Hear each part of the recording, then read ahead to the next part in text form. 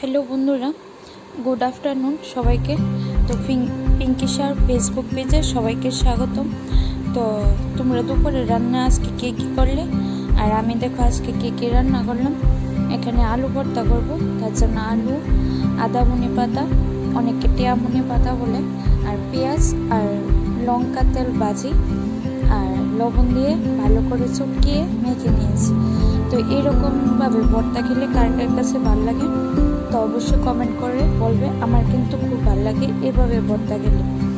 আর এমনিতে আমার আলু সেদ্ধ ভালো লাগে না, ঘি দিয়ে তেল দিয়ে ভালো লাগে। আর এমনিতে আমিও ঘি খাই না, তো তেল ভাজি করে এইভাবে রান্না করলে বা ভর্তা বানালে আমার খুব ভালো লাগে।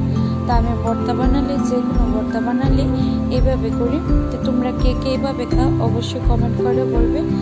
আর আজকে আমি দুপুরে রান্না আলু ভর্তা করেছি এখানে এভাবে। তো কে আলু ভর্তা খেতে ভালোবাসো অবশ্যই তো কমেন্টে বলবে। আর আরেকটা কথা, আমার ভিডিও কার কার কাছে ভালো লাগে ওইটাও বলবে আমাকে। আর এখানে ডাল রান্না করেছি, চাল কুমড়ো দিয়ে ডাল, আর রান্না করেছি কুমড়োর ডুগা, আলু, মাছের মাথা দিয়ে রান্না করেছি।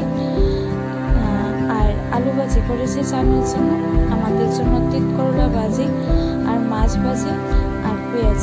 এটুকুই আমার রান্না আজকে।